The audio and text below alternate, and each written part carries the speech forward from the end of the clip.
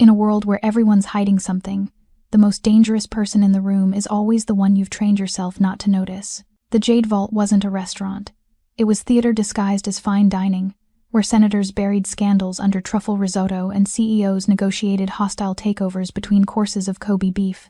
Men like Kang Jae-sung came here to pretend the bodies buried under their empires had turned to dust long ago. He sat beneath crystal chandeliers that cast light like liquid gold, his Patek Philippe catching the glow, his jaw carved from stone and centuries of controlled rage.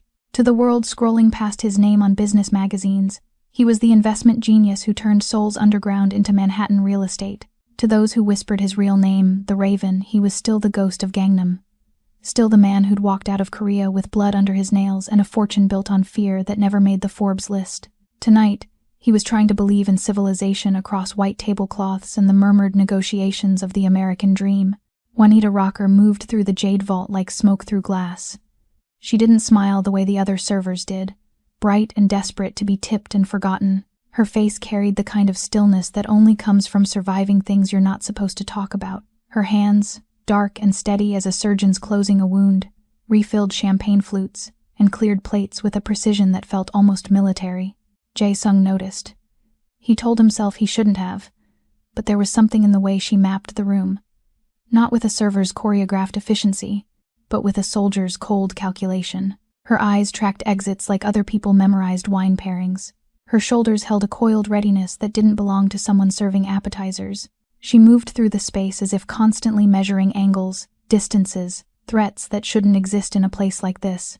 Except tonight, they did. At 10:08 p.m., 5 oak chairs crashed to the marble floor in perfect synchronization. By 10:09, the metallic shing of drawn blades cut through Vivaldi and small talk. The sanctuary of luxury became a confined killing floor, and the only thing standing between a mafia boss and a very public execution was a woman no one had bothered to truly see. But to understand how a waitress became the only reason Kang Jae-sung lived to see another sunrise, you need to know that Juanita Rocker wasn't born in the back rooms of New York restaurants. She was forged somewhere the government doesn't admit exists, in the kind of black site facilities where they send people who are too good at killing to ever live normal lives again, where your past gets erased and your future becomes a weapon. And Jae-sung, the Raven of Seoul, he'd spent 15 years believing money and fear made him untouchable. Tonight, 5 operatives from the Dragon's Claw Triad, men with specialized training and a blood debt older than his American empire, were about to teach him the difference between feared and invincible. Welcome back, my beautiful souls and kindred spirits. Before we dive in, go ahead and subscribe, like, and drop a comment telling me where you're watching from. It genuinely warms my heart to see our little family of story lovers stretching across the world. Every click, every share, every bit of love you give helps us keep uncovering these unforgettable tales together. So find your quiet corner, get comfortable, and let me take you somewhere you've never been before. The crystal didn't shatter. It exploded. One moment, the Jade Vault hummed with the low frequency of wealth and whispered deals. The next, the world became edges and violence wrapped in the metallic taste of adrenaline. Juanita's body reacted before her mind could interfere. The sharp bite of danger hit her senses familiar, almost nostalgic, and her center of gravity dropped low as chaos bloomed around her like a deadly, perfect flower.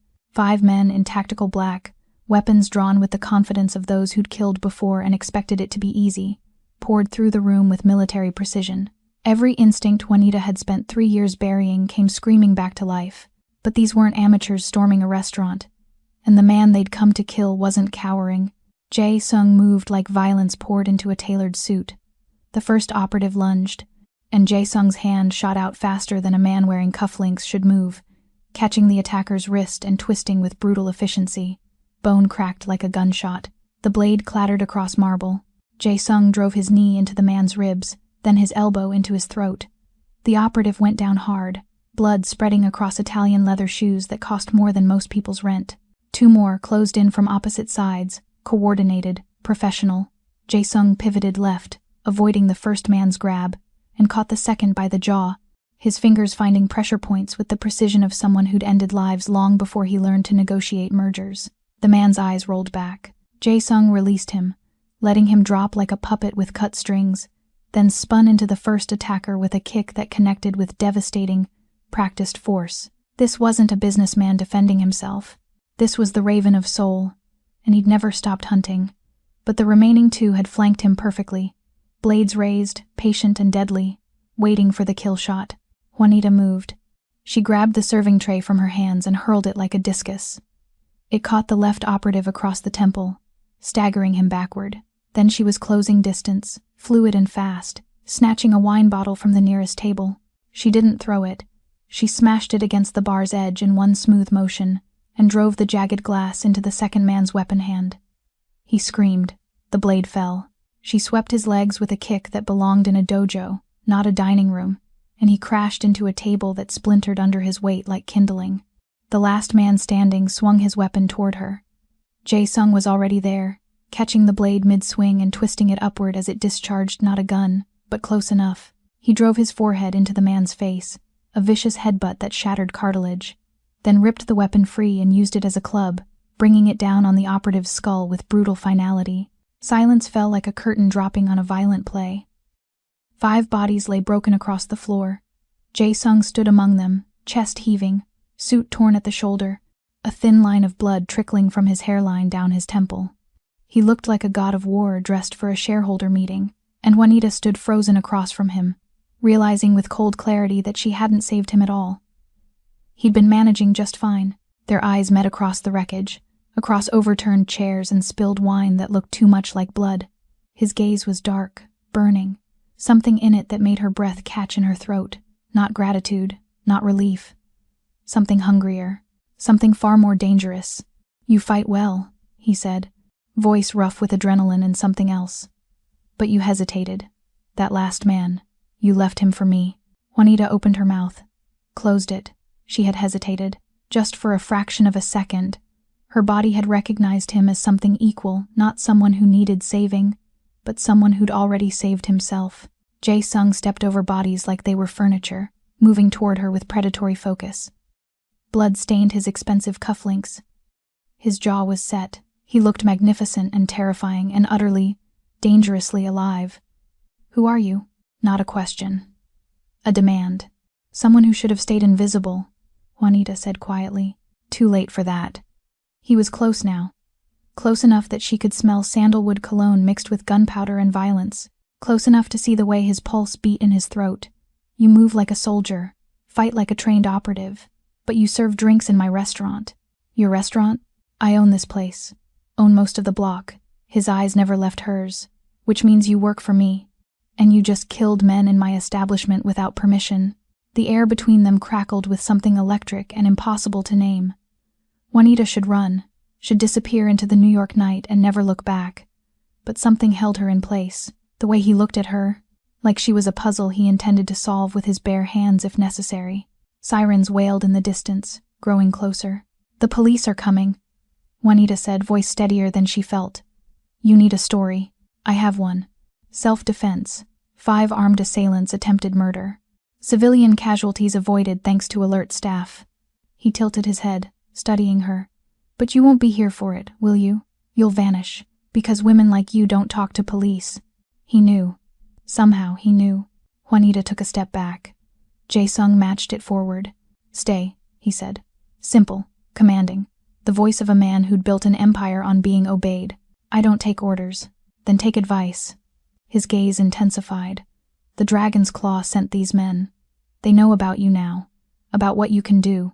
That makes you valuable, or a liability." He paused. "I'm offering protection. I don't need it. Everyone needs something." He raised his hand slowly, deliberately, and wiped a speck of blood from her cheekbone with his thumb. The touch was electric. Intimate, possessive, even ghosts. Juanita's breath stuttered. His hand lingered at her jaw, warm and solid and dangerous, and for one impossible moment, she wanted to lean into it, wanted to let someone else carry the weight she'd been dragging alone for 3 years. Then reason returned. She stepped back, breaking contact. "This was a mistake," she whispered. "No." Jae-sung's voice was certain. Final. This was fate. Juanita turned and ran, disappearing through the kitchen exit before he could stop her, before her treacherous body could betray her further. But she felt his gaze on her back the entire way. Hot, possessive, inevitable. Like a predator watching prey, he'd already decided to claim. 48 hours after the Jade Vault became a crime scene, Jae-sung sat in his penthouse watching the city sprawl below like a circuit board of sin and ambition. The media had feasted on the story with their typical hunger for violence dressed in wealth. Billionaire investor survives brutal assassination attempt. 5 attackers dead. Heroic self-defense. His lawyers had crafted the narrative with surgical precision, turning carnage into a triumph of justice. But Jae-sung wasn't thinking about optics or public perception or the carefully orchestrated press conference his team had staged. He was thinking about her, Juanita Rocker. The name felt like a lie sitting on his tongue, artificial and constructed. Everything about her was carefully built fiction, and he'd confirmed that within 6 hours of her disappearance. No employment history before 2019, no paper trail leading backward into a past that should exist for every American citizen, no digital footprint beyond the ghost-thin identity of a woman who served drinks and collected tips and vanished into the margins of a city too busy to notice. She was smoke wearing a uniform, moving through his world like she had every right to be invisible. He'd spent 2 days tracking her, using resources that could find anyone, anywhere. The kind of network that made privacy a quaint illusion for everyone except, apparently, her. His head of security, Min Ho, had finally delivered results an hour ago, standing in this same penthouse with the exhausted satisfaction of a man who'd moved heaven and digital earth. The woman from the restaurant, Min Ho had said, setting a tablet on the glass desk between them. She quit via text 3 hours after the incident. No forwarding address, no explanation. But our people spotted her in Koreatown yesterday. Place called the Brass Lantern, dive bar on the edge of the district. She's tending bar there now. Jae-sung had smiled then. Cold and predatory. Still hiding in plain sight. Still serving drinks. Pouring liquor for strangers. Playing at invisibility as if she could erase what he'd witnessed. As if he could forget the way she'd moved through violence like it was choreography she'd been born knowing. As if their synchronized dance of death hadn't branded itself into his memory with the permanence of scar tissue. There's more, Min Ho had continued, swiping to a photograph. A tattoo, partially visible on the wrist of one of the dead operatives. A serpent coiled through a lotus flower, fangs bared. Dragon's claw triad. We've identified all 5 men. Ex-military, specialized in close-quarters wet work. They weren't sent to scare you, Jae-sung. They were sent to end you. And the client? We're still tracing the contract, but preliminary intelligence suggests Dragon's Claw leadership. There's been tension since you acquired the shipping routes through Busan. They're calling it territorial encroachment. Min Ho had paused, choosing his next words with care. This isn't going to be the last attempt. They've made it personal now. 5 men dead in a public space means they'll escalate to save face. Jae-sung had dismissed him with a gesture, his mind already elsewhere, already calculating. The triad was a problem that could be managed, eliminated, or negotiated with depending on the variables. But Juanita Rocker, the woman who fought like she'd been trained by ghosts and vanished like she'd never existed, she was the equation he couldn't solve. And Kang Jae-sung had built an empire by refusing to leave mysteries unresolved. Now, he stood and buttoned his suit jacket, the charcoal fabric settling against his shoulders with the weight of armor. The drive to Koreatown would take 30 minutes through evening traffic, 30 minutes to plan his approach, to decide whether he was pursuing a potential asset or chasing an obsession that had nothing to do with strategy, and everything to do with the way her eyes had locked with his across blood-spattered marble. He drove himself, piloting the Mercedes through neon-lit streets that pulsed with life and desperation in equal measure. This was his kingdom. Not the boardrooms where men pretended violence was a metaphor, but these streets where power spoke in languages the city's elite pretended not to understand. Korean script glowed on storefronts, restaurants steamed with the scent of home cooking, and small shops sold dreams to immigrants who traded one struggle for another, believing American soil would make the weight easier to carry. The Brass Lantern occupied a corner lot, its flickering neon sign half dead, the L and the completely dark. Inside, the air smelled like stale beer and cigarette smoke that had seeped into the walls over decades. A handful of regulars hunched over drinks at the bar, nursing wounds that had nothing to do with physical violence and everything to do with surviving in a city that ate the weak. And behind the bar, moving with that same hypnotic grace that had first caught his attention, was Juanita. She looked up when he entered, their eyes locking across the smoky, dim interior. And Jae-sung felt it again, that electric jolt of recognition. of two predators sizing each other up, deciding whether to fight or something far more dangerous. She didn't look surprised, just resigned, like she'd been expecting him, like she'd known the moment she'd revealed herself that invisibility was no longer an option. He crossed the room in measured strides and sat at the bar. The wood was scarred and sticky, decades of spilled drinks creating a topography of forgotten nights. She approached slowly, cautiously, like someone approaching a caged animal that might or might not still be restrained. "Whiskey," he said, his voice cutting through the low murmur of the bar's other patrons. "The expensive kind you keep for people who actually matter." Her lips twitched, almost a smile, the first genuine expression he'd seen her wear. "We don't have expensive anything here, Raven." The use of his real name sent a thrill through him, dark and possessive. She knew. She'd known who he was from the beginning, which meant her presence at the Jade Vault had been deliberate, calculated. The mystery deepened. "Then give me whatever helps people forget," he said. She poured bottom-shelf bourbon into a glass that had seen better decades, slid it across the scarred wood. Her fingers brushed his when he took it, and the contact was brief but electric, sending heat racing up his arm. He saw her register it too, the slight widening of her dark eyes, the almost imperceptible catch in her breath. "You shouldn't be here," Juanita said quietly, her voice pitched low enough that only he could hear. "They'll be watching you, following you. Coming here puts me in the crosshairs. You've been in the crosshairs since you decided to intervene." He took a sip of the bourbon. It was harsh, cheap, burned, going down in a way that expensive liquor never did. "The Dragon's Claw knows about you now. Knows what you can do. That makes you valuable or a liability, depending on how they choose to perceive the situation. I can disappear. You tried that already. I found you in 48 hours. He leaned forward, elbows on the bar, closing the distance between them. "How long do you think it'll take trained operatives with a vendetta and unlimited resources?" She was silent, her jaw tight, her hands gripping the edge of the bar with enough force that her knuckles went lighter beneath her brown skin. He could see the war playing out behind her eyes, the calculation, the risk assessment, the stubborn pride that wanted to refuse his help simply because accepting it meant admitting vulnerability. "What do you want?" she finally asked. "The truth. Who you are. Why you were at the Jade Vault that night. How a woman serving drinks moves like a trained killer." He paused, letting the questions hang in the smoke-filled air. "And then I want you to work for me. I don't work for people like you." "People like me?" His smile was cold, dangerous. "You don't even know what kind of person I am. I know enough. I know you've built an empire on fear and violence, and money laundered through legitimate businesses. I know the Raven of Soul has a body count that would make most serial killers look like amateurs. I know you're exactly the kind of man I spent 3 years trying to escape." Her voice was steady, but he heard the tremor underneath, the exhaustion of a woman who'd been running too long. "And yet you saved my life."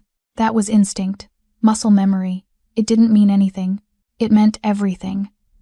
He stood, moving around the bar with deliberate intent, invading her space until they were separated by inches instead of the wooden barrier. She didn't back away, didn't flinch, just tilted her chin up to hold his gaze. Defiant, magnificent. "The Dragon's Claw came for me, and you revealed yourself to keep me alive. That makes you involved whether you want to be or not. They'll come for you now, to eliminate a witness, to tie up loose ends, to send a message about what happens to people who interfere in triad business. Then I'll handle it. Alone? Running from city to city, bar to bar, always looking over your shoulder, waiting for the knife you don't see coming?" He raised his hand, slowly, giving her time to pull away, and brushed his thumb across her cheekbone. Her skin was warm, soft, and he felt her shiver under the touch. "Or you could accept my protection, my resources, and help me find the person who broke my security and gave the Dragon's Claw access to the Jade Vault. You think it was an inside job? I know it was. That restaurant is a fortress. 5 men with specialized weapons don't just walk in without help." His hand slid from her cheek to the curve of her jaw, tilting her face toward his. "Someone in my organization betrayed me. Someone close enough to know my schedule, my security protocols, my blind spots. I need someone I can trust to help me find them." "You don't trust me." "No," he admitted, his voice dropping to barely above a whisper. "But I trust that you want to survive. And right now, our survival is linked. Help me find the traitor. Eliminate the triad threat. And then you can disappear again. I'll give you resources, new identity, enough money to vanish so completely that even I won't be able to find you." She searched his face, looking for the lie, the manipulation, the trap. He let her look, kept his expression open, honest in a way he rarely allowed himself to be, because the truth was more complicated than a simple business transaction. The truth was that he'd been obsessed with her since she'd vanished into the night, that he dreamed about the way she'd moved through violence with deadly grace, that he wanted to unravel every secret she was hiding and claim them all for himself. "And what happens after we find your traitor?" she asked. "Then we're even. You saved my life. I'll give you yours back." Just like that? Just like that. Another lie. Because he knew with bone-deep certainty that he would never let her go, but she didn't need to know that yet. First, he needed her cooperation, her skills, her presence in his life for long enough that she'd stop seeing him as the enemy and start seeing him as something far more dangerous, a partner. Juanita exhaled slowly, and he watched the decision crystallize in her eyes. "I don't work for you. We're partners, equals. I lead the investigation into your security breach, and you provide resources and protection. When it's done, we walk away clean." "Agreed." He extended his hand, formal, businesslike, sealing the deal. She took it, her palm warm against his, her grip firm and strong. The handshake lasted longer than it should have, both of them holding on, feeling the current of something unspoken and inevitable running between them. "My car's outside," he said. "We start tonight." She nodded, untying her apron and tossing it onto the bar. As they walked toward the exit, side by side, Jae-sung felt the first stirrings of something he hadn't experienced in years. Not just desire, though that was certainly present, burning in his veins like liquid fire, but something deeper, more complex. The sense that this woman, this ghost who fought like a demon and vanished like smoke, might be the only person in the world capable of understanding the darkness he carried, and that made her either his salvation or his destruction. He was looking forward to finding out which. The safe house existed in the kind of neighborhood where people learned not to ask questions. Tucked between a Korean bathhouse and a storage facility in Flushing, the building's exterior suggested abandonment, graffitied walls, boarded windows, the aesthetic of urban decay. But the moment Jae-sung's palm touched the biometric scanner hidden behind a loose brick, everything transformed. The steel door that looked rusted was military grade. The interior was pristine, minimalist, luxury wrapped in cutting-edge security. Juanita stepped inside and felt the weight of surveillance settling over her skin like a second layer of clothing. Cameras in the corners, motion sensors disguised as smoke detectors, bulletproof glass on windows that appeared normal from outside. This wasn't a safe house. It was a fortress designed to look like nothing worth noticing. "You built this?" she asked, her voice echoing in the stark white entrance hall. "I own 17 properties like this across the city. Places to disappear when disappearing becomes necessary." Jae-sung moved past her, his presence filling the space with controlled energy. He shrugged off his suit jacket, draping it across a chair that probably cost more than her monthly rent at the apartment she'd abandoned 3 cities ago. Beneath the jacket, his dress shirt clung to shoulders that spoke of discipline and violence kept leashed. "The bedroom's upstairs. Bathroom's stocked. You'll find clothes in the closet, various sizes. Help yourself. Clothes? You'll be staying here. Safer than a hotel, more secure than any place you could rent on short notice." He moved to a console embedded in the wall, his fingers dancing across a holographic interface. Screens materialized in the air, displaying security feeds, financial data, encrypted communications. "We have work to do." Juanita should have argued, should have insisted on maintaining separation, but exhaustion was a weight pressing down on her bones. She'd been running for 3 years, sleeping light, always ready to move. The promise of safety, even temporary, was a temptation she couldn't quite resist. "I need to see your security protocols," she said instead of arguing. "Access logs, personnel files, financial records for anyone with clearance to the Jade Vault's upper floors. Already pulled them." He gestured to one of the floating screens. "Everything's here. But first, I need to know what I'm working with. Your skill set, your background. Why a woman who moves like a trained operative was serving drinks in my restaurant? Does it matter?" "It matters if I'm trusting you with information that could destroy me." He turned to face her fully, and the intensity of his gaze made her breath catch. "I'm opening my empire to you, Juanita. Or whatever your real name is. The least you can do is tell me who you are. The least you can do." As if truth were a small thing, easily given. as if her past weren't soaked in blood and government denial and the kind of operations that disappeared from official records before they ever existed. "My real name is Juanita," she said slowly. "That part's true. The rest, Rocker, isn't my birth name. That came later, after I finished my contract with a program that doesn't officially exist. Domestic security operations. The kind where you're trained to infiltrate, extract, eliminate threats to national security without leaving evidence behind. Black Ops. Something like that. Except we operated on American soil, against American targets. Citizens the government decided were too dangerous to arrest, too connected to prosecute, too valuable to kill, obviously." She wrapped her arms around herself, suddenly cold despite the climate-controlled temperature. "I was recruited young, 17. Told I had aptitude for violence and a face that made people underestimate me. They trained me for 3 years, then deployed me for 5. By the time I turned 25, I had 17 confirmed kills and a psychological profile that suggested I was one operation away from a breakdown." Jae-sung listened without interruption, his expression unreadable, his body utterly still. "So I disappeared," Juanita continued. "Faked my death during an operation in Miami. Used contacts I'd made to build a new identity. Decided to become invisible, to serve drinks and blend into the background and never use those skills again." Her laugh was bitter, hollow. "That lasted 3 years before I ended up in your restaurant, and everything I'd buried came crawling back. Why save me?" His question was quiet, genuine curiosity without judgment.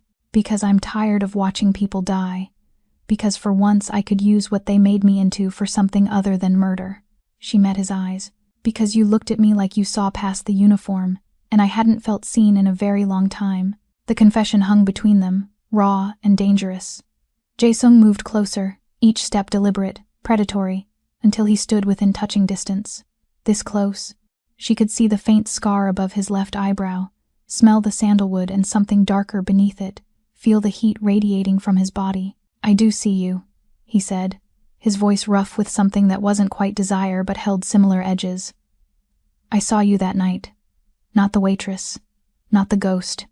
You, the woman who fights like death itself, and then vanishes because she's terrified of being found." "I'm not terrified. You're petrified." His hand rose slow enough that she could stop him, and cupped her jaw with a gentleness that contradicted everything she knew about the Raven of Soul. "Because being seen means being vulnerable, and you've survived this long by never letting anyone close enough to hurt you. She should pull away, should reinforce the professional boundaries they'd theoretically established." But his touch was warm, solid, anchoring her in a way she hadn't realized she needed. Her breath came shorter, her pulse racing beneath her skin. "This is a mistake," she whispered. "Probably." His thumb traced her lower lip, a feather-light touch that sent electricity racing down her spine. "But I'm very good at turning mistakes into opportunities." For a moment that stretched like eternity, they stood frozen in the space between decision and action. Then Juanita made a choice. She stepped back, breaking contact, creating distance because her body was screaming at her to do the opposite. "If we're going to work together," she said, her voice steadier than she felt, "we need boundaries. This, whatever this is, it complicates things. Everything worth having is complicated." But he didn't pursue her, didn't push, just smiled with dark satisfaction, as if her retreat were a victory instead of rejection. "Fine, professional boundaries, for now, but Juanita, understand something." He moved to the holographic screens, his back to her, his shoulders tight with controlled tension. "I'm a patient man. I've built an empire by knowing when to wait and when to strike. And right now, waiting is the strategic choice. But when we find the traitor and eliminate the triad threat, those boundaries you're so desperate to maintain, they're going to disappear." It wasn't a threat. It was a promise. And God help her. She wanted to believe him. Wanted to let the darkness she'd been carrying alone find an equal in his. Wanted to stop running long enough to feel what it might be like to be claimed by someone as dangerous as herself. Instead, she moved to the screens and began pulling up security logs. "Show me your access records for the week before the attack. Anyone who entered the Jade Vault's restricted floors. Anyone who had knowledge of your schedule." Jae-sung joined her, standing close enough that their shoulders almost touched, and together they dove into the labyrinth of data. Hours passed, the night deepening outside bulletproof windows, as they traced digital footprints and analyzed patterns. Juanita worked with methodical precision, her mind slipping into the analytical mode she'd perfected during her operational years. Every keystroke, every file accessed, every anomaly became a thread she could follow. "Here," she said finally, highlighting a series of transactions. "Look at this pattern. Small, seemingly innocuous transfers, money moving through shell corporations into accounts registered in the Cayman Islands. But the timing," she pulled up a calendar overlay, "corresponds with triad operations in the region.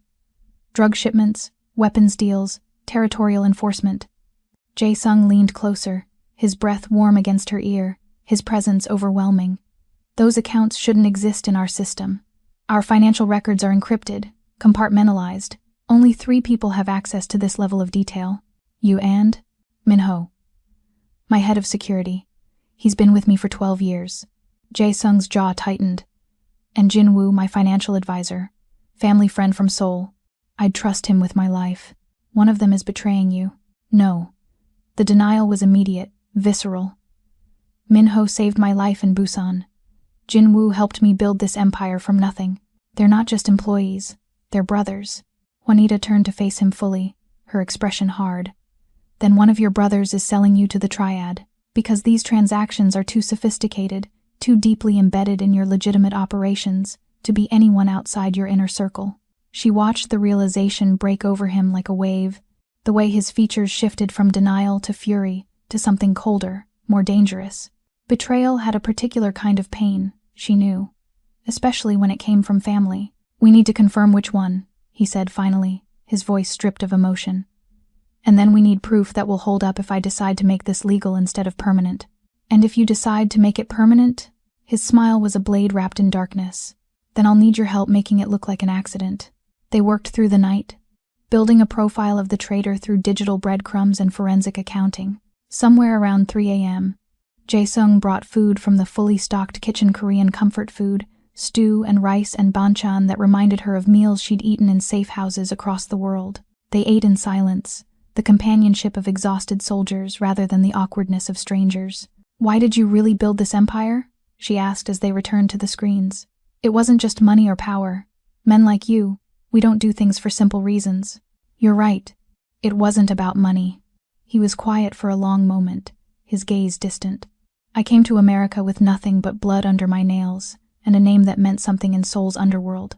I was 22, angry, convinced I could rebuild here what I'd lost there. But I learned quickly that America doesn't care about your overseas reputation. Here, I was just another immigrant with an accent and a history I couldn't prove. So you proved it. I built an empire that couldn't be ignored. Turned nightclubs into money laundering operations, legitimate businesses into fronts for everything the city wants to pretend doesn't exist. And somewhere in the middle of building, I forgot why I started. The empire became the point, the violence became normal. And the man I'd been the one who believed in something beyond survival, he died somewhere between Seoul and Manhattan." Juanita understood that death, had experienced her own version when the government had molded her into a weapon and then discarded her when she'd begun asking questions about the people she was killing. "We're quite a pair," she said softly. "Two ghosts pretending to be human. Maybe that's why I can't stop thinking about you." He turned to her, and in the blue glow of the holographic screens, he looked like something carved from shadows and desire. "Because you're the first person I've met who might understand what it's like to carry this weight. Understanding doesn't make it lighter. No, but it makes it less lonely." The confession settled between them, heavy and intimate, and Juanita realized they'd crossed some invisible line without meaning to. Professional boundaries were dissolving in the face of shared darkness, mutual recognition of what they'd both become. "It's almost dawn," she said, though she made no move to leave. "We should rest. Continue this later when we're fresher." "Probably." But neither of them moved, both caught in the magnetic pull of proximity and exhaustion, and something far more dangerous than simple attraction. Finally, Jae-sung stepped back, breaking the spell. "The bedroom upstairs is yours. I'll take the couch down here. We'll resume in the afternoon after we've both slept." Juanita nodded, grateful for the escape, and climbed the minimalist floating staircase to the second floor. The bedroom was exactly what she expected. Clean lines, expensive sheets, more luxury disguised as simplicity. She should have been too wired to sleep, her mind still racing with data and possibilities. But the moment her head hit the pillow, exhaustion dragged her under. She dreamed of blood and shadows and a man with a dragon tattooed across his back, watching her from across a room filled with corpses. 3 days into the investigation, the evidence became undeniable. Jin Woo, Jae-sung's financial advisor, the man who'd helped him build legitimate businesses from criminal foundations, who'd stood beside him through territorial wars and government audits, who was family in every way that mattered, was the viper hidden in silk. Juanita had confirmed it through painstaking reconstruction of digital breadcrumbs. Encrypted communications routed through the dark web, financial transfers timed precisely with triad operations. And finally, the smoking gun. A recovered message from a triad lieutenant that read, "Your Korean protection is a myth, Jae-sung. You will fall by your own hands." They sat in the safe house's main room, the evidence displayed across multiple screens, irrefutable and devastating. Jae-sung stared at the data with the expression of a man watching his world collapse in real time. He hadn't spoken in 20 minutes, hadn't moved, barely seemed to breathe. "I'm sorry," Juanita said quietly, "because what else could you say to a man confronting betrayal of this magnitude?" "Don't be sorry." His voice was hollow, scraped raw. "You were right. I was the one who refused to see it, who chose loyalty over logic." He stood abruptly, the movement sharp and violent, and drove his fist into the nearest wall. Drywall cracked. Blood bloomed across his knuckles. 12 years. 12 years I trusted him with everything. With my money, my secrets, my life. And he sold me to the people who want me dead. Jae-sung, do you know what the worst part is? He turned to face her, and the raw pain in his expression made her chest ache. "It's that I understand why. Jin Woo lost his brother in the territorial war with the Triad 3 years ago, a casualty of my expansion into their territory. I told him it was necessary, that his brother's death bought us leverage. That sacrifice was the price of empire, and he smiled and nodded and helped me consolidate power while he plotted my destruction. He made a choice, a wrong one. But that's on him, not you, is it?" His laugh was bitter, broken. "I built this empire on blood and fear. I made decisions that destroyed families, ended lives, created enemies who'll never forgive or forget. Jin Woo's betrayal is just the bill coming due for all the violence I pretended was justified." Juanita crossed the room and took his damaged hand in hers, her fingers gentle as they traced the split knuckles. "You're not the monster you think you are. You don't know what I've done. I know exactly what you've done. I can see it in every careful decision, every moment of controlled violence, every time you choose strategy over impulse." She met his eyes, willing him to hear her. "You're a killer, yes, but you're not a monster. Monsters don't feel guilt. They don't question their choices or ache over betrayal. They don't build safe houses to protect people who should be their enemies. Is that what you are? My enemy? I don't know what I am to you." The confession felt dangerous, too honest. But she was tired of pretending the connection between them was purely professional. "But I know I've seen the worst of what you're capable of, and I'm still here. That should tell you something." He turned his hand in hers, linking their fingers, his grip almost desperate. "Tell me about the worst thing you've done, the operation that broke you." It was an unfair ask, trading trauma like currency, but Juanita found herself answering anyway. "Miami, 3 years ago. Target was a shipping magnate with ties to human trafficking. My orders were to infiltrate his organization, gather evidence, then eliminate him during a meeting with his distributors, make it look like a deal gone bad, leave no witnesses. But when I got there, I realized the distributors were just street-level dealers. Kids mostly, desperate and stupid, and in over their heads. My handler told me the orders stood. Eliminate everyone, secure the operation, I argued. He threatened to pull my extraction, leave me burned in hostile territory unless I completed the mission. Jae-sung's jaw tightened. "You did it. I killed the target and 2 of his actual lieutenants, but the kids I let them scatter. Fired into the walls, created chaos, gave them time to run, then I faked the scene to look like I'd followed orders." Her voice dropped to barely above a whisper. "My handler knew, called me soft, told me I was done after debriefing. That's when I realized I'd become something I didn't recognize, a weapon that questioned its purpose, so I disappeared before they could retire me permanently. You saved them, the kids. I don't know if I saved them or just delayed their destruction, but I couldn't kill them, couldn't cross that line and remain human." She squeezed his hand. "That's the difference between us and actual monsters, Jae-sung. We still have lines we won't cross. Still carry the weight of the lines we've already crossed. That makes us damaged, yes. Dangerous, absolutely. But not monsters. He pulled her closer, and she let him, their bodies fitting together with the ease of puzzle pieces designed for each other. His forehead rested against hers, his breath warm against her lips, and for a moment they existed in a bubble where the world outside didn't matter. I'm going to kill him, Jae-sung said quietly. Not a threat, a statement of fact. Jin-woo. When we find him, I'm going to make him answer for this betrayal. I know. Will you help me? I'll do whatever you need. Another dangerous confession, but she meant it. Somewhere between analyzing data and sharing trauma, she'd stopped seeing him as a client or a temporary partner. He'd become something else entirely, something that terrified her more than any operation she'd ever run. What I need, he murmured, his lips almost brushing hers, is to stop thinking about betrayal and death and empire for just one moment. What I need is to feel something other than rage. Jae-sung, tell me to stop. His hand slid to the small of her back, pulling her flush against him. Tell me this is unprofessional, that we're breaking the boundaries you insisted on, that this is a complication we can't afford. Tell me, and I'll stop. But Juanita couldn't form the words. Couldn't summon the logic that would push him away, because she needed this too. Needed to feel something warm and alive and human after 3 days of dissecting betrayal and planning violence. Needed to touch something real instead of the ghosts they'd both become. So instead of refusing, she closed the final distance between them and kissed him. The kiss was nothing gentle. It was fury and desperation and 3 years of running colliding with 12 years of building empires on blood. His hands tightened on her body, one sliding up her spine to tangle in her hair, the other gripping her hip with enough force to bruise. She responded with equal intensity, her fingers digging into his shoulders, pulling him closer, deeper, trying to crawl inside his skin and share the darkness that was threatening to consume them both. They broke apart, gasping, foreheads pressed together, both trembling with the force of what they'd unleashed. This changes things, she whispered against his mouth. Everything's already changed. He kissed her again, slower this time, but no less intense. The moment you saved my life, Juanita, the moment I decided I wasn't letting you vanish, this was always inevitable. She knew he was right.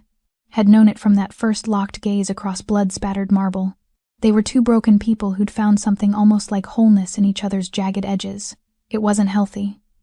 Probably wasn't safe. Definitely wasn't smart. But it was real. And that was more than either of them had experienced in longer than they could remember. The safe house's bed was a sanctuary wrapped in expensive sheets, and the kind of darkness that made confession easier. They'd made love with the desperate intensity of two people who'd been alone too long, who'd carried too much weight, and finally found someone strong enough to share it.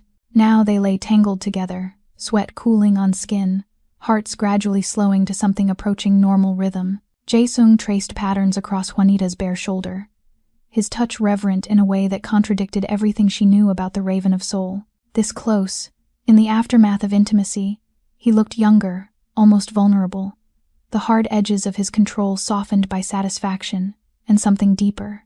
I've been thinking, he said quietly, his voice rough with exhaustion and emotion, about what happens after we find Jin-woo, after we eliminate the triad threat. Don't.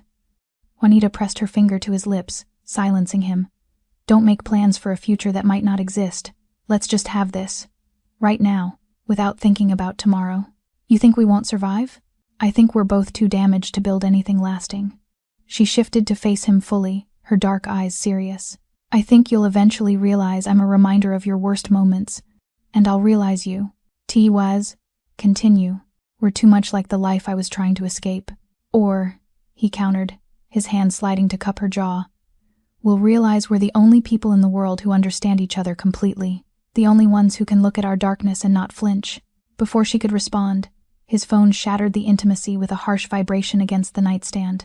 Jae-sung grabbed it, his expression shifting to business mode with practiced ease. Min-ho, he said, answering. Then his entire body went rigid. When? Are you certain? A pause. No, don't approach him. I'm coming in. He ended the call and was out of bed immediately, reaching for his clothes with military efficiency. Jin-woo's disappeared. Min-ho went to his apartment for a scheduled briefing and found it abandoned. But he left something behind. A message addressed to me. Juanita was already dressing, her body moving on autopilot. Could be a trap. Almost certainly is. He pulled on his shirt, his movements sharp with controlled fury. Which is why you're coming with me. I need your eyes on this. They arrived at Jae-sung's headquarters, a legitimate investment firm occupying 3 floors of a Manhattan high-rise 20 minutes later. Min-ho met them in Jae-sung's private office, his expression grim. He was a compact man in his 40s, scarred and efficient, with the look of someone who'd seen violence and learned to speak its language fluently. It was sealed with your private cipher, Min-ho said, handing Jae-sung a heavy envelope. Security footage shows Jin-woo entering his apartment 2 days ago but never leaving. We think he used the maintenance tunnels to disappear. Jae-sung opened the envelope with careful precision.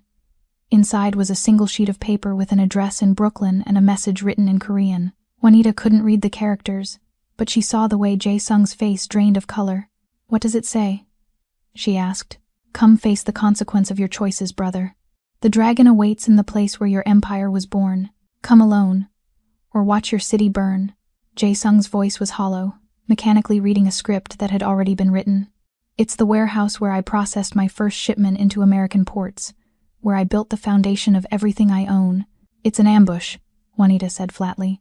He's luring you into triad territory with enough firepower to end you permanently. I know. But Jae-sung was already pulling up blueprints of the warehouse on his office computer, analyzing entry points and sightlines with the focus of a man planning war, which is why I'm bringing a small team. Elite operators. We go in prepared for the worst. No. Juanita moved between him and the screen, forcing him to look at her. You go in and you're playing into exactly what they want.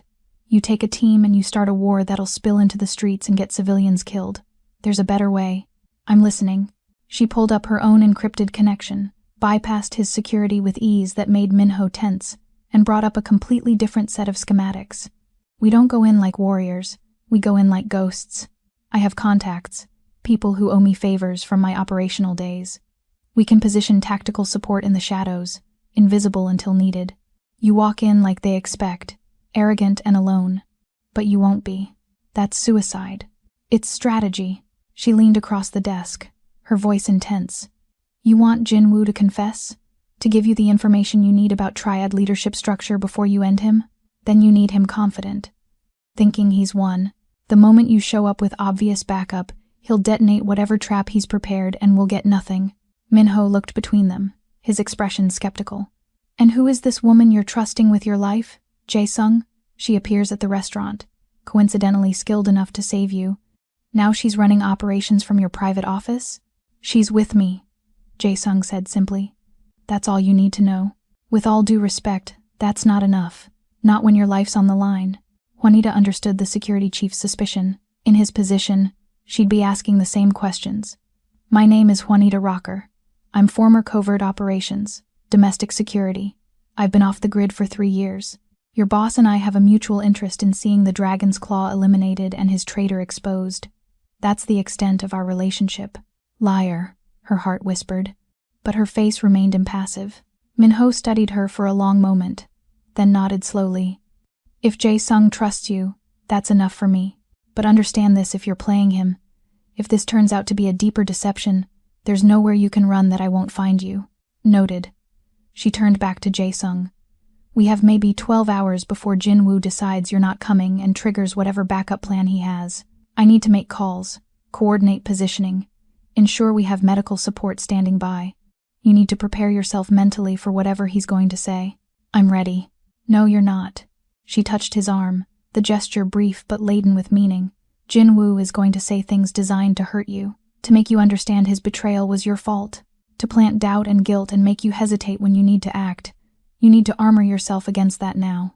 Jae-sung's jaw tightened, but he nodded. Set it up. Whatever you need. You have my complete authorization. As Juanita moved to a secure terminal and began making encrypted calls, reaching out to ghosts from her operational past, she felt the weight of what they were about to do settling across her shoulders. This was the kind of operation that either resolved everything cleanly or destroyed everyone involved. There was no middle ground. And somewhere in the planning, in the careful coordination of invisible support and strategic positioning, she realized she'd made a choice, not just about helping Jae-sung eliminate his traitor, but about what came after. She'd spent 3 years running from the violence she'd been trained for, trying to become someone else. But watching Jae-sung face betrayal with the kind of controlled fury that reminded her of herself, she understood something fundamental. You couldn't run from what you were. You could only choose how to wield it. And maybe, just maybe, wielding it beside someone who understood the weight was better than carrying it alone. As dawn broke over Manhattan, painting the sky in shades of blood and gold, they finalized the plan. Jinwoo's trap would become their sting. The dragon's confidence would become their weapon. And whatever happened in that warehouse, whatever truths were exposed or blood was spilled, they would face it together. Two predators who'd finally stopped pretending to be anything other than what they were. The horizon waited, sharp-edged and unforgiving. They drove toward it anyway. The warehouse crouched at the edge of Brooklyn's industrial waterfront like a beast waiting to feed. Rust bled down corrugated metal walls, decades of salt air eating through paint and pretense. This was where Jae-sung's empire had been born 15 years ago, where containers filled with goods that would never appear on customs documents had first touched American soil, where he'd proven himself worthy of fear and respect in equal measure. Now it would serve as either his resurrection or his tomb. Juanita watched from a concealed position 300 yards away, night vision scope trained on the warehouse's main entrance. She'd positioned her contacts with surgical precision ex-military contractors who owed her favors they couldn't refuse, scattered across rooftops and access points like invisible guardians. FBI tactical support stood by 2 blocks away, ready to move on her signal. Everything was calibrated, controlled, as perfect as an operation this volatile could be. But watching Jae-sung walk toward that warehouse alone, his silhouette sharp against flickering streetlights, made something in her chest constrict with fear she hadn't felt in years. "Alpha Team, confirm position," she murmured into her comm. "Northeast perimeter secure. No movement. Bravo Team. South entrance covered. Thermal shows 15 heat signatures inside, clustered center mass. 15. Jinwoo hadn't come alone. He'd brought the full weight of his triad alliance. Enough firepower to start a war. Juanita's jaw tightened as she adjusted her rifle's scope, tracking Jae-sung's steady approach. He'd refused to wear body armor, said it would signal fear, weakness, said he needed Jinwoo to believe he was walking into death with the arrogance of a man who'd never truly faced consequence. She'd wanted to argue, to force protection on him, but she understood the psychology. Predators smelled fear, and Jae-sung needed to appear as the apex predator, even surrounded by enemies. He reached the warehouse door and paused, one hand on the rusted handle. For just a moment, he looked back toward her hidden position, though he couldn't possibly see her through the darkness. The gesture felt like goodbye, like a man acknowledging he might not walk back out. Then he opened the door and disappeared inside. Juanita's world narrowed to the scope, to the thermal signatures moving inside that warehouse, to the sound of her own controlled breathing. Through her earpiece, she heard the faint audio feed from the wire Jae-sung wore, disguised as a button on his shirt. "Hello, brother," Jinwoo's voice, smooth and cold. "I wasn't certain you'd come. Where else would I be?" Jae-sung's tone carried casual menace. "You invited me to the place where everything began. It seemed appropriate to honor that invitation. Always so controlled, so perfectly composed.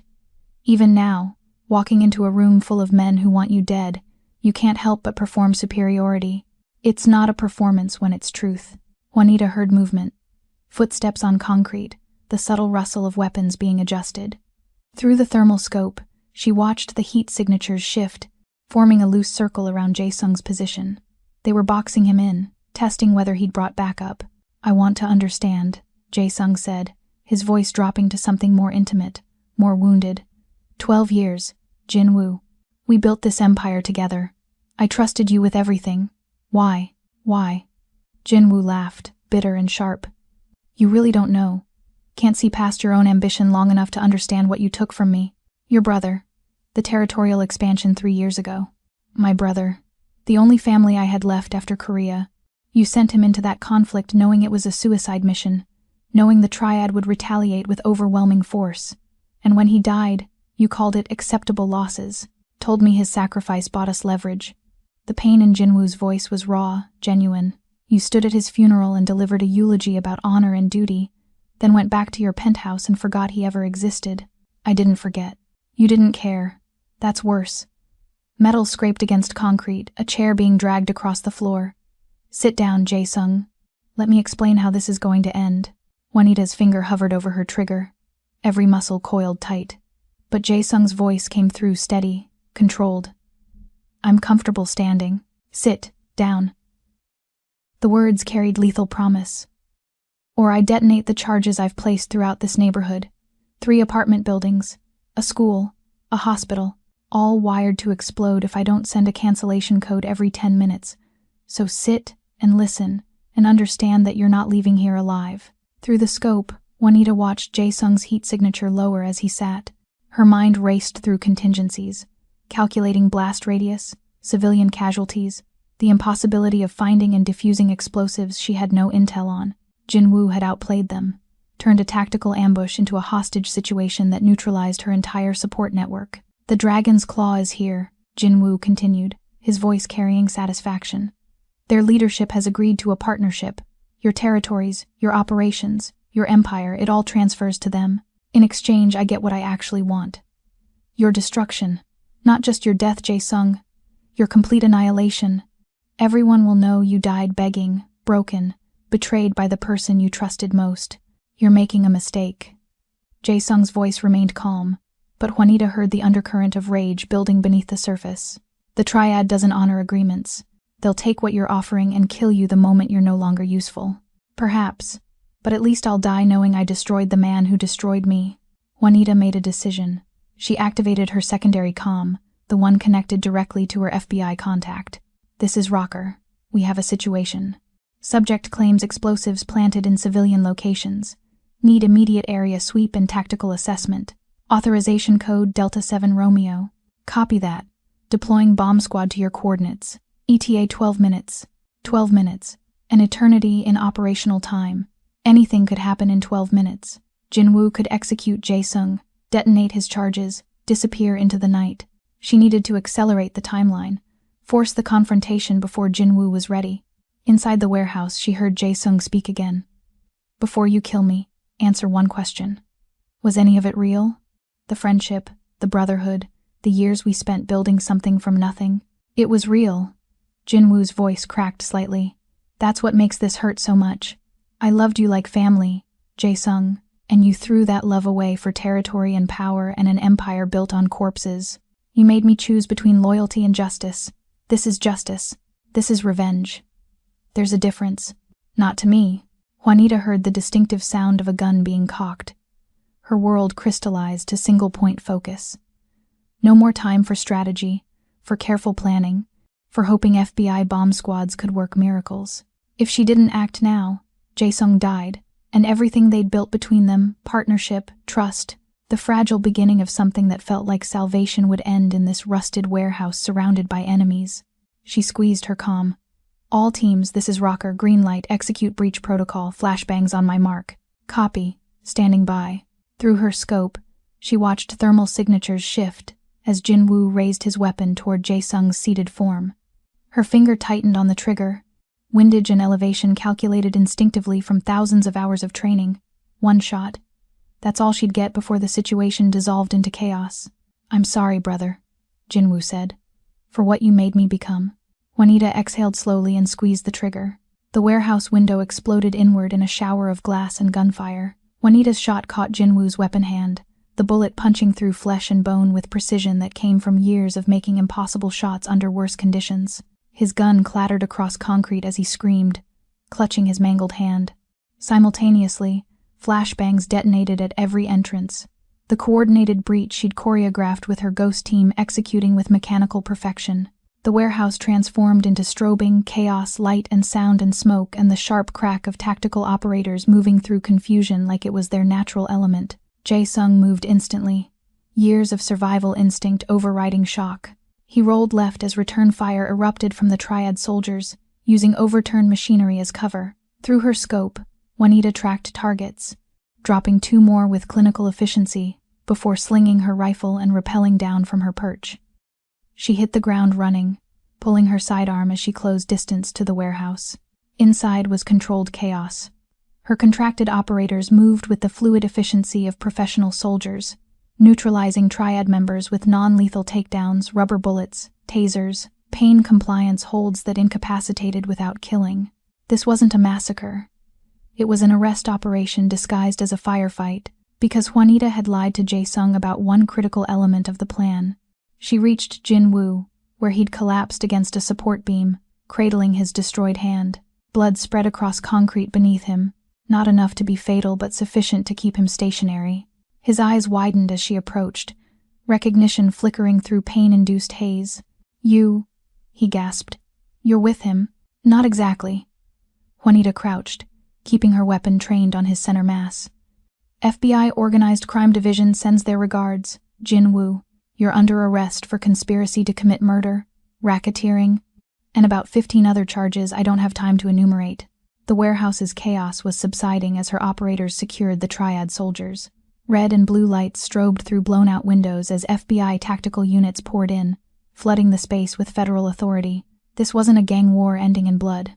It was a calculated sting operation that she'd been orchestrating for 4 months, using the Jade Vault attack as the catalyst that finally gave her enough evidence to move. "Where's Jae-sung?" she demanded, scanning the warehouse. "Here." His voice came from behind her, rough with adrenaline and something darker. "Right here, wondering when you were going to mention you'd been working with federal agents this entire time." She turned slowly, reading the betrayal in his posture, the way his hands hung loose at his sides, ready for violence but uncertain who to direct it toward. "It's not what you think, really, because I think you've been undercover this entire time. I think the Jade Vault wasn't coincidence. I think you've been using me to build a case against the Triad and everyone connected to them, which includes my organization."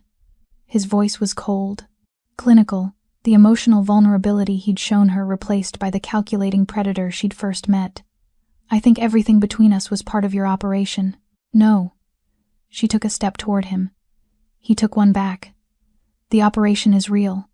But what happened between us, that was... save it." Jae-sung's expression was carved from ice. "I don't need the apology. I need to know if I'm about to be arrested alongside Jin-woo and his Triad partners." Juanita glanced at the FBI agents processing the crime scene, then back to Jae-sung. "Walk with me." They moved to a quieter corner of the warehouse, far enough from federal ears to have something approaching privacy. Juanita could feel the weight of his anger, his sense of betrayal, radiating like heat. "4 months ago, I was approached by an FBI organized crime task force," she said quietly. "They knew about my operational background, knew I'd gone dark, and they made me an offer. Help them dismantle the Dragon's Claw's American operations, provide them with irrefutable evidence of Triad leadership involvement in murder and trafficking, and they'd guarantee me full immunity for anything in my past, a clean slate, a real life instead of running forever, and I was your way in. You were the target's target. The Triad wanted you dead, which meant they'd eventually make a move significant enough to expose their entire structure. I got a job at the Jade Vault knowing it was one of your properties, knowing you frequented it, hoping an opportunity would present itself." She met his eyes. "I didn't expect them to send 5 operatives. Didn't expect to actually have to save your life. And I definitely didn't expect—" "Don't." He cut her off, his voice sharp. "Don't tell me you didn't expect to feel something. Don't try to convince me any of what happened between us was real when it was all part of your operation. It wasn't part of the operation." She grabbed his arm, forcing him to look at her. "Yes, I was working with the FBI. Yes, I used the Triad's obsession with destroying you to gather evidence. But what I felt, what we became to each other, that was never part of the plan. That was me being stupid and reckless and falling for someone I had no business wanting." How convenient. The undercover agent falls for her mark. "That's not a story, Juanita. That's a cliché. It's the truth." She released him, suddenly exhausted. "And if you can't see that, if you honestly believe I would share what I shared with you, tell you things I've never told anyone, let you see the worst parts of who I am, all as part of some elaborate deception, then you don't know me at all." Jae-sung was silent for a long moment, his expression unreadable. Around them, FBI agents were loading Jin-woo and the Triad soldiers into transport vehicles. The warehouse that had witnessed the birth of his empire was becoming the scene of its partial dismantling. "What happens now?" he finally asked. "Jin-woo and the Triad leadership go to federal prison for the rest of their lives. Your organization." She paused, choosing words carefully. "My case was never about you. The FBI wanted the Triad. They got the Triad. As far as federal law enforcement is concerned, you're a legitimate businessman who was the target of an assassination attempt, not a suspect. You protected me. I protected us." She stepped closer, close enough to see the war playing out behind his eyes. "I could have built a case that implicated you. Lord knows there's enough evidence if I'd wanted to look. But I didn't want to. I wanted you safe, free, alive.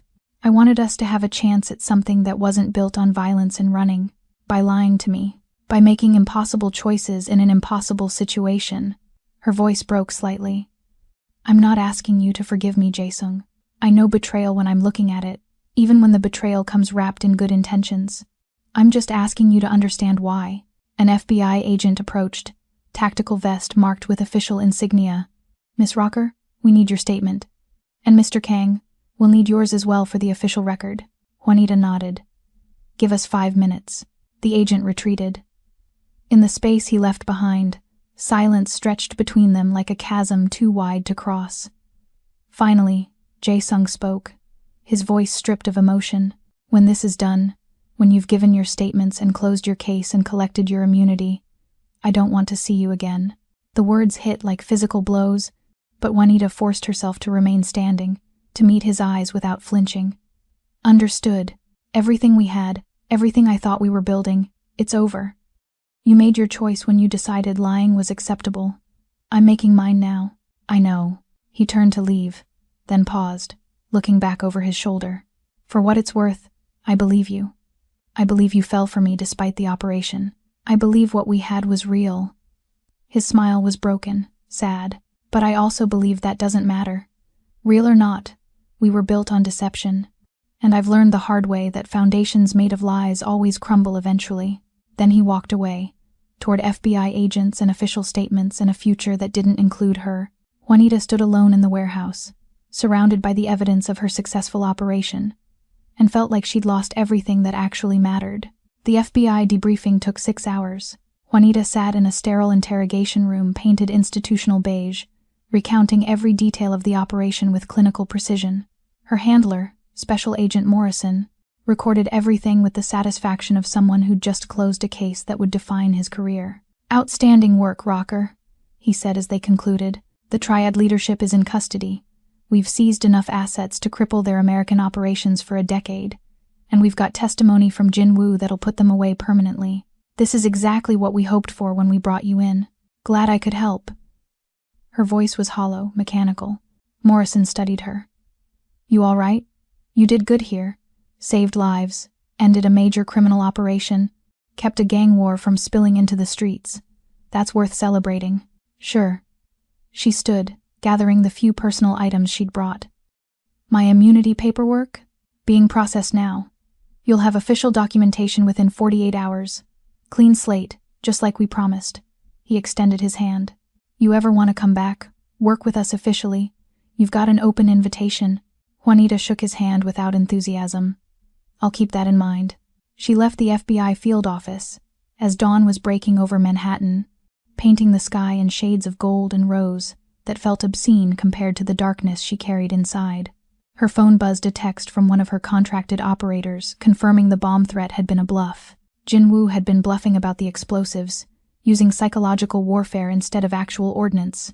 Smart, cruel, exactly the kind of move Jae-sung would have respected if it hadn't been aimed at his destruction. Jae-sung. Just thinking his name created an ache in her chest that had nothing to do with physical injury and everything to do with the way he'd looked at her in that warehouse like she was a stranger wearing the face of someone he'd trusted. She'd saved his life, protected his empire, ensured he walked away from federal investigation without charges, and in doing so, she'd destroyed the fragile beginning of something that could have been salvation for them both. Her phone rang. Unknown number. She almost didn't answer, but operational instinct made her pick up. "Juanita." His voice sent electricity down her spine. "We need to talk. I thought you never wanted to see me again." "I don't." A pause. "But there's something you need to know before you disappear. Meet me at the safe house in 1 hour. Come alone." He ended the call before she could respond. Juanita stood on the street corner, watching early morning commuters flow past like water around stone, and made a decision. One last meeting. One final conversation. Then she'd do what she'd always done best, disappear so completely that even her memories would eventually fade to nothing. The safe house looked different in morning light, less fortress and more simply empty. She found Jae-sung in the main room, standing before the holographic screens they'd used to track Jinwoo's betrayal. He'd changed clothes, the blood-spattered shirt replaced by casual wear that made him look younger, less like the Raven of Soul and more like a man caught between identities. "Thank you for coming," he said without turning around. "You said there was something I needed to know. Several things, actually." He finally looked at her, and the exhaustion in his eyes was profound. "First, Jinwoo's testimony includes information about my operations.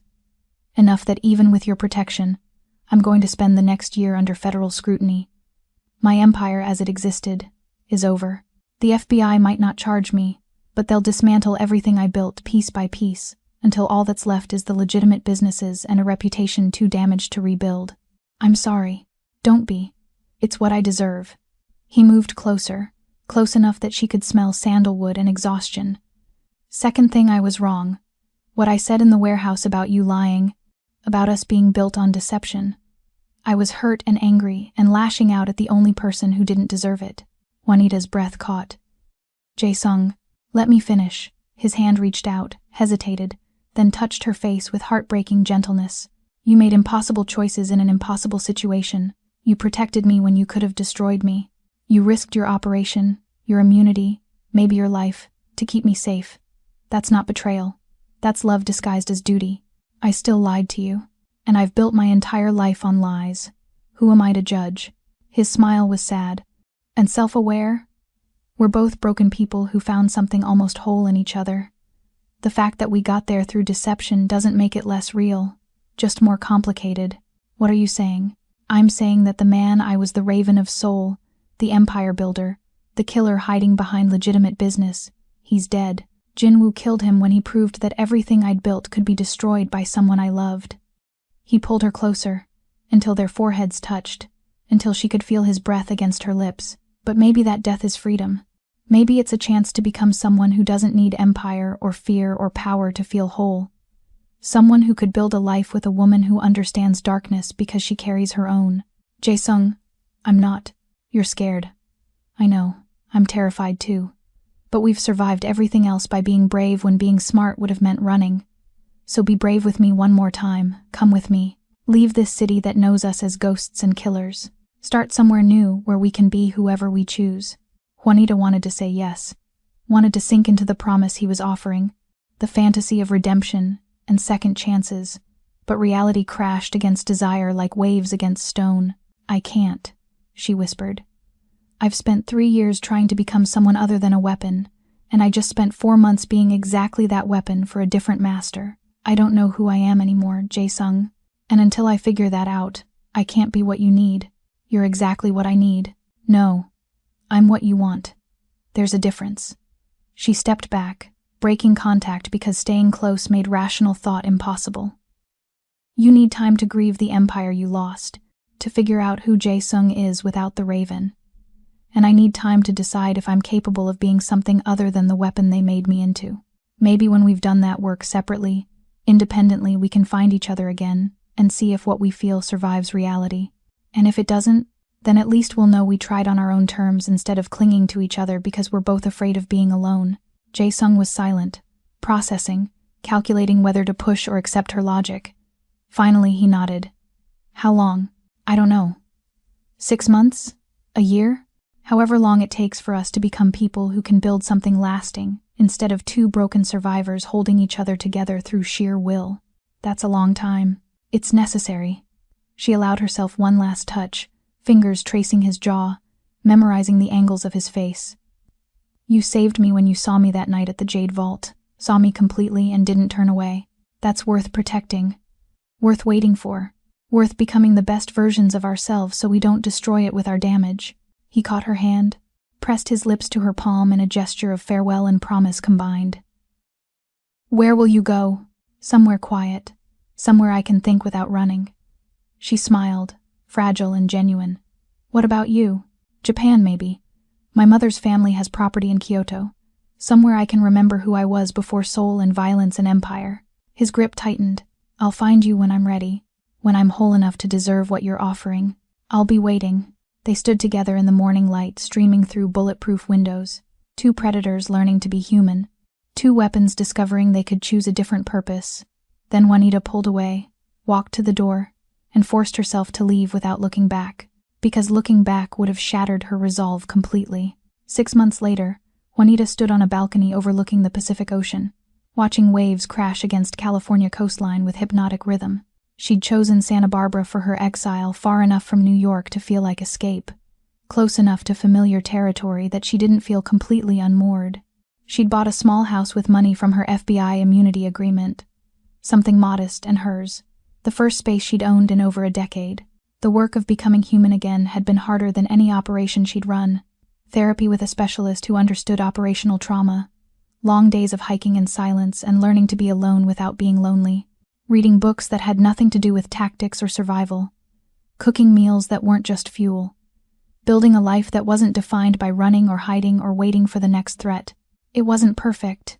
Some nights she still woke, gasping, caught in nightmares of blood and missions gone wrong.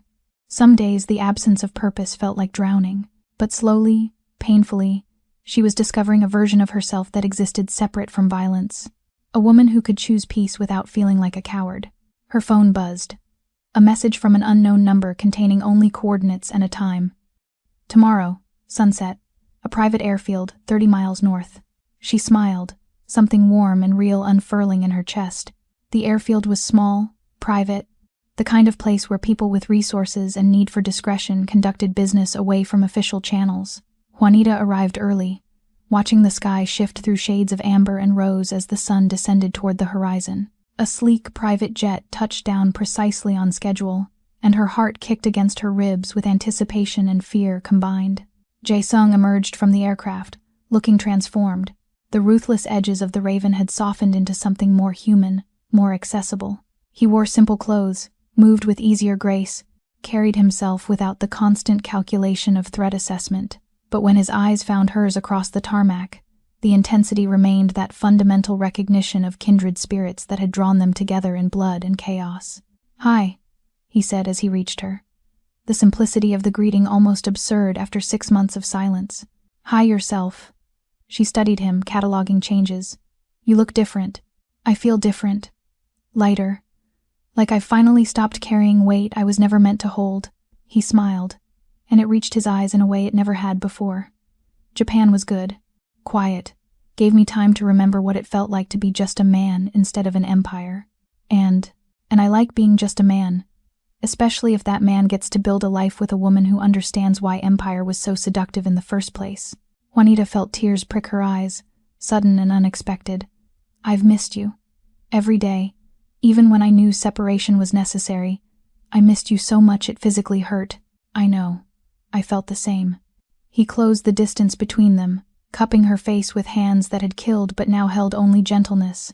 "But the missing made this moment possible. Made it so when I tell you I love you. I'm not saying it from a place of desperation or survival. I'm saying it because you're the only person I want to share my life with. Now that I've figured out what that life should be, I love you too." The words felt like freedom instead of surrender. Not the Raven, not the ghost. You. The man who's brave enough to choose peace after a lifetime of war. He kissed her then, soft and deep and full of promise, the kind of kiss that spoke to futures instead of stolen moments. When they broke apart, both breathless, he gestured to the jet. "I have something to show you, a proposal, if you're interested." They boarded the aircraft, and Jae-sung pulled up holographic displays showing property listings. A vineyard in Sonoma Valley, acres of land, existing structures that could be renovated, potential for building something beautiful from the ground up. "I want to make wine," he said, the confession almost shy. "Something that requires patience and care, and waiting for things to grow instead of forcing immediate results through violence. Something honest." Juanita laughed, surprised and delighted. A Mafia boss turned winemaker? A man building a life with the woman he loves. He took her hand. "I want to do this with you. Build something together that isn't founded on empire or operations or anyone's agenda, but our own.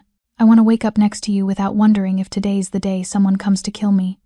I want to argue about barrel aging and terroir instead of territories and rivals. I want boring and peaceful and real." "That sounds perfect." She squeezed his fingers. "Absolutely perfect."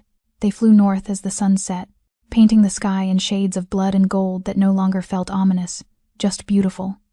Below, California stretched out like a promised land, that had seen violence but could host redemption just as easily. Land where two people who'd been weapons could learn to be gardeners instead. Do you think we'll ever completely escape what we were? Juanita asked quietly. No, Jae-sung said honestly. I think we'll always carry the scars, always have skills we wish we'd never learned, always understand darkness in ways most people can't, but maybe that's okay. Maybe being honest about our damage is better than pretending we're innocent. Two predators who chose to stop hunting, two people who finally found home in each other. The jet soared over vineyard country, chasing the horizon toward a future they'd build together. Not perfect, not innocent, but theirs, chosen deliberately instead of forced by circumstance. They'd survived empire and betrayal and operations that should have destroyed them. They'd learned to be honest about their darkness, and brave enough to seek light anyway. And maybe, in a world that demanded you be either weapon or victim, choosing to be human was the most radical act of all. Juanita leaned her head against Jae-sung's shoulder, feeling his arm wrap around her with possession that felt like safety instead of control. Outside the window, the horizon stretched infinite and waiting. They were flying toward it together, finally running toward something instead of away. That had to count for everything. So tell me, beautiful souls, what did you think? Did this story of broken people finding wholeness in each other's darkness touch something deep inside you? Did you feel the weight of their choices, the heat of their attraction, the impossible beauty of two predators choosing peace? Drop a comment and let me know which moment made your heart race. Was it the restaurant massacre? The betrayal? That first kiss in the safe house? Or maybe it was the ending, watching them fly toward redemption together. I want to hear from you because your thoughts, your feelings, your connection to these characters, that's what makes storytelling magic.